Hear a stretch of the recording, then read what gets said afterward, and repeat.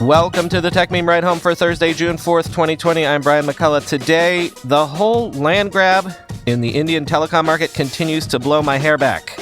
A class action lawsuit around Incognito Mode is interesting. More hints at an Apple Prime subscription. CES refuses to give up the ghost, while Kitty Hawk seems to have given up on its flyer. Here's what you missed today in the world of tech. On the front page of Apple's website right now, Tim Cook has an open letter addressing the, quote, senseless killing of George Floyd. I'm just going to quote from that briefly. To create change, we have to re-examine our own views and actions in light of a pain that is deeply felt but too often ignored. Issues of human dignity will not abide standing on the sidelines. To the Black community, we see you. You matter and your lives matter. This is a moment when many people may want nothing more than a return to normalcy or to a status quo that is only comfortable if we avert our gaze from injustice. As difficult as it may be to admit, that desire is itself a sign of privilege. George Floyd's death is shocking and tragic proof that we must aim far higher than a normal future and build one that lives up to the highest ideals of equality and justice, end quote. Meanwhile, over 30 early Facebook employees, including its first comms chief, wrote an open letter to Mark Zuckerberg opposing his choice to leave President Trump's controversial posts unaltered. Quote, the former employees said in an open letter that Mr. Zuckerberg's position was a, quote, betrayal of Facebook's ideals and urged him to reconsider it. They included Facebook's first chief of communications as well as designers, engineers, and policy executives. Some had helped write the social network's original community guidelines, which govern what can and cannot be posted, end quote. And further pressure on Zuckerberg around this issue as Snap announced that it has stopped promoting President Trump's verified Snapchat account in the Discover section, quoting from The Verge. His account, Real Donald Trump, will remain on the platform and continue to appear on search results, but he will no longer appear in the app's Discover tab, which promotes news publishers, elected officials, celebrities, and influencers. Quote, we are not currently promoting the president's content on Snapchat's Discover platform, the company said in a statement. We will not amplify voices who incite racial violence and injustice by giving them free promotion on Discover. Racial violence and injustice have no place in our society, and we stand together with all who seek peace, love, equality, and justice in America, end quote. Trump, who has more than 1.5 million followers on the platform, has seen his Snapchat following more than triple over the past year, in part due to regular promotion in the app's Discover tab, Bloomberg reported last month. The Trump campaign told Bloomberg that it valued Snapchat's young audience, many of whom will be voting for the first time in the 2020 election, end quote. At this point, it is becoming absolutely clear that the biggest land grab / gold rush / investment boom / maybe bubble in technology is going on in India right now. Sources are telling Reuters that Amazon wants to get in on this act and is in early stage talks to buy a 5% or so stake worth at least $2 billion in Indian mobile operator Bharti Airtel. Bharti Airtel is the number 3 player in the Indian telecoms market behind, guess who? Reliance Jio, which, if you'll recall, got a $10 billion infusion of cash recently from everyone, including Facebook. And again, I do mean everyone. Every big pocketed player is seemingly falling all over themselves right now not to be left out of whatever it is that is going on in India. Quoting Reuters and their sources, Jio has transformed itself from a pure mobile operator to a digital technology-led consumer-facing platform, and Airtel can do the same, said one of the people. Airtel is looking to play a catch-up game here, and for Amazon, it makes all the strategic directional sense for the India business, end quote. Amazon had been mulling several investment options, including buying a stake worth 8 to 10%, a person said. The talks between Bharti and Amazon are at an early stage, and the deal terms could change or an agreement may not be reached, said 2 of the 3 people, all of whom declined to be identified because the discussions are confidential. If talks to buy a stake fail, the companies could also look at a commercial transaction that could give Bharti's customers cheap access to Amazon products, one of the people said, end quote. And I miss this, apparently. But from later in the piece, quote, Alphabet's Google is also exploring an investment in Vodafone Idea, a joint venture between Britain's Vodafone Group and India's Idea Cellular, the Financial Times reported last week. Vodafone Idea is the second largest telecoms company in India, where the coronavirus lockdown has led to a surge in demand for online shopping, entertainment, and data, end quote. Again, keep an eye on this story because it just keeps getting bigger and bigger. I really need to get somebody on here who can explain to me what is going on right now in India. Get in touch with me if you understand the Indian tech market, and we can do a quick bonus episode anytime. A proposed $5 billion class action lawsuit was filed on Tuesday, accusing Google of covertly collecting user browsing information in Incognito Mode via Google Analytics and other tools, quoting Reuters. According to the complaint filed in the federal court in San Jose, California, Google gathers data through Google Analytics, Google Ad Manager, and other applications and website plugins, including smartphone apps, regardless of whether users click on Google-supported ads. This helps Google learn about users' friends, hobbies, favorite foods, shopping habits, and even the, quote, most intimate and potentially embarrassing things, end quote, they search for online, the complaint said. Google, quote, cannot continue to engage in the covert and unauthorized data collection from virtually every American with a computer or phone, the complaint said, end quote. Now, what's interesting here is that the argument being made seems to be that Google has violated federal wiretap laws, specifically the Federal Wiretap Act, quoting from the New York Times. That statute provides users with the right to sue if their private communications are intercepted. The lawsuit claims that Google intercepts the contents of communications between users and websites by collecting browsing history, specific website addresses, and search queries. Quote, we strongly dispute these claims, and we will defend ourselves vigorously against them, Google spokesman Jose Castaneda said. Quote, Incognito Mode in Chrome gives you the choice to browse the internet without your activity being saved to your browser or device. As we clearly state each time you open a new Incognito tab, websites might be able to collect information about your browsing activity during your session, end quote. The lawsuit said users had a, quote, reasonable expectation that their communications would not be intercepted or collected when they were in private browsing mode. It also said Google's practices, quote, intentionally deceive consumers into believing that they maintain control of the information shared with the company and encouraging them to surf the web in private browsing if they want to maintain their privacy, end quote. So what this will all actually hinge on is unclear to me. Would it be deceptive product descriptions or something more technical? Because I think most sophisticated users have never assumed that incognito actually means what its name implies it means, quoting Dario Obasanjo. Will be interesting to see if the case ends up hinging on whether incognito mode is false advertising, since it can't prevent tracking, e.g. IP address, browser fingerprinting, etc., or tracking users who throw away cookies via incognito mode is wrong. Broad implications if the latter, end quote.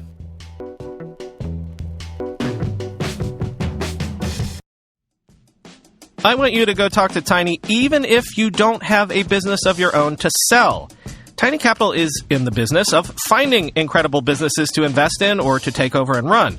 So if you point them in the direction of a great company, you'll get credit. All you have to do is email Tiny, pitch them on the company you'd like to introduce them to, and they'll confirm that they haven't spoken to that company in the past, and then you'll get credit if a deal ends up going through. What do I mean by credit? How about Tiny will pay for a trip around the world for you and a friend? What about Tiny will buy you your dream car of varying degrees of absurdity? Or how about cold hard cash ranging from $25K to $500K and more and a finder's fee? The scale of your credit depends on the size of the deal, of course, but look, just send Tiny an email, tell them about this great company they might be interested in. It's super easy. Go talk to Tiny at tinycapital.com. And when you get in touch, tell them Brian sent you. How do you verify users without the risk of in-person contact?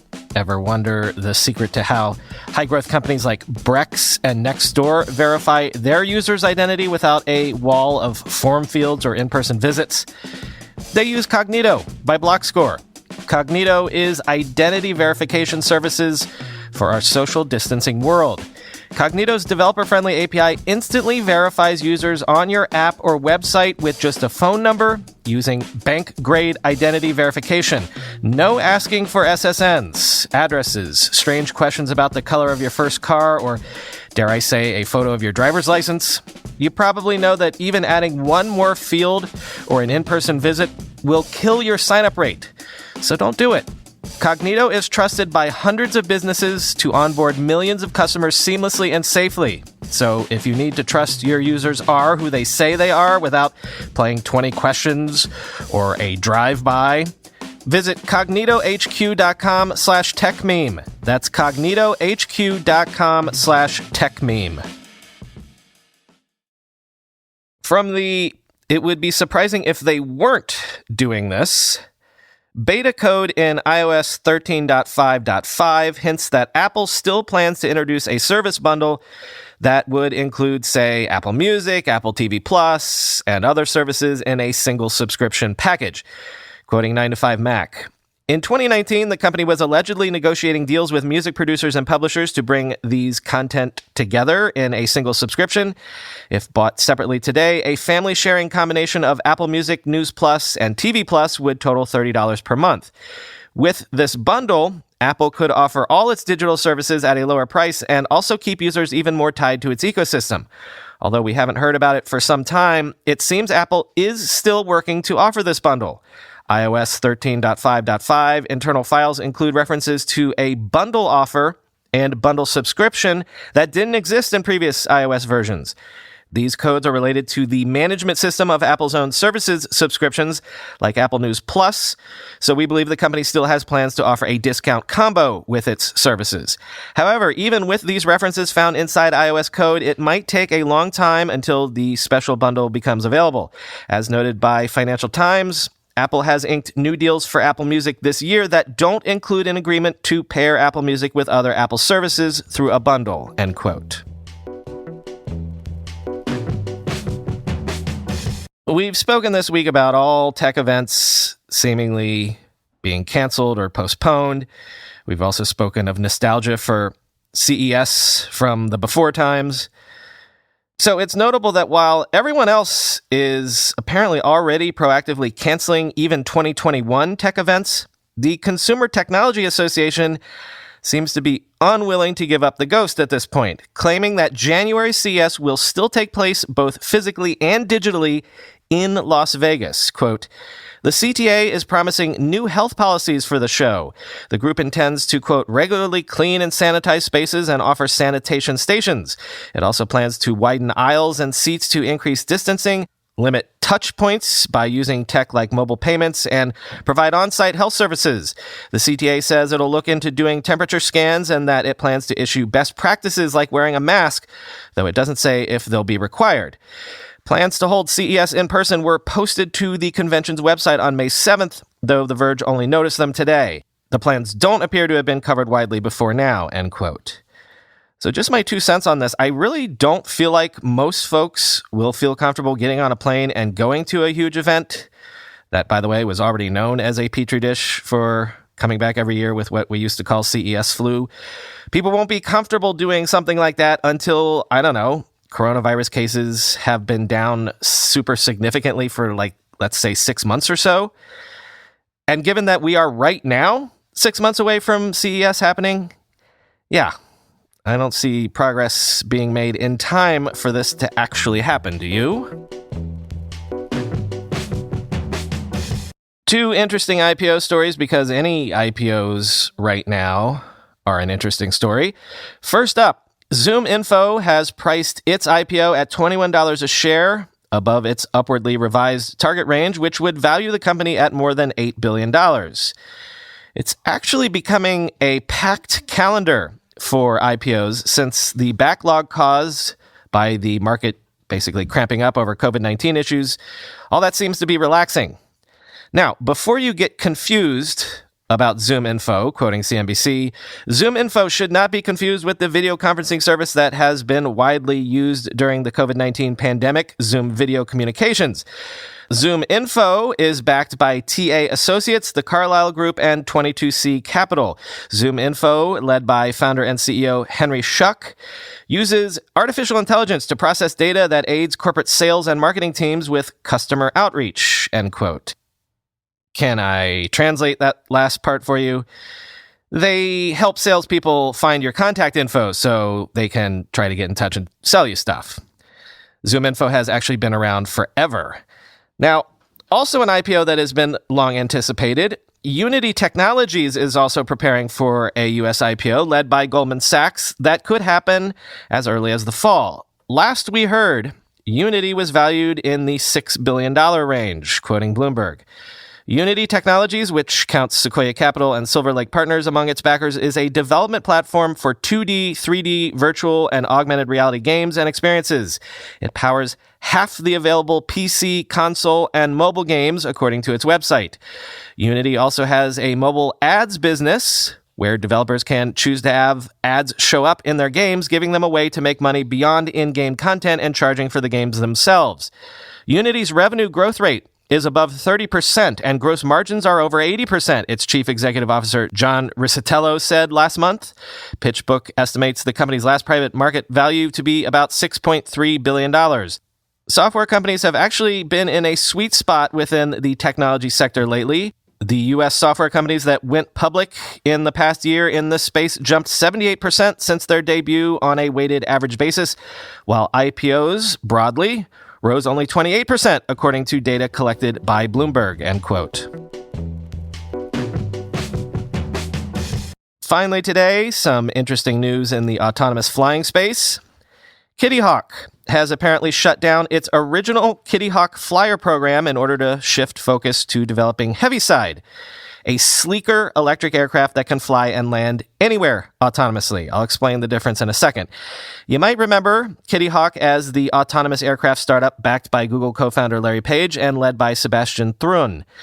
Quoting TechCrunch, Kitty Hawk built and flew 111 Flyer aircraft and conducted more than 25,000 successful crewed and uncrewed flights within its fleet, according to the company. Kitty Hawk's mission for the Flyer aircraft is what captured the attention and imagination of industry watchers and the media. It wasn't going to be another lightweight aircraft meant for pilots. The entire aim was to make it accessible for anyone. The Flyer flies low and slow over water, but that narrowed Flyer's customer base and use cases.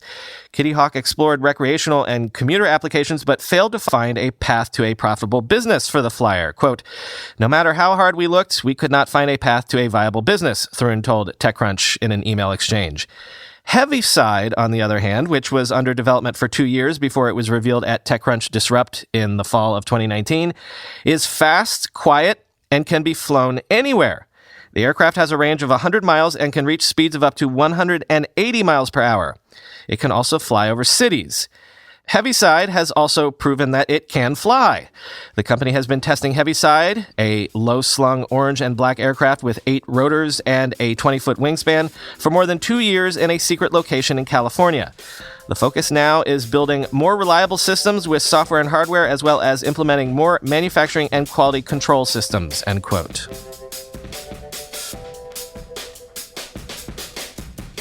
Hey y'all, we've got a classified today from one of your fellow listeners. Remember, if you want to reach out to others in the Mutant Podcast Army to promote your own project, to ask for help, or really just say whatever, remember you can always do so by going to ridehome.info/classifieds. Now let me tell you about Mezcal Digital. Are you creating a new product or feature and you need to improve your UX? Then look no further and get your free, I did say free, UX Therapy Workbook. You know that UX goes beyond the user interface that is displayed to your users. UX is ensuring that your product is really satisfying the needs of your users. Like any good therapy, this workbook helps you understand your current situation and how you got there through a series of questions.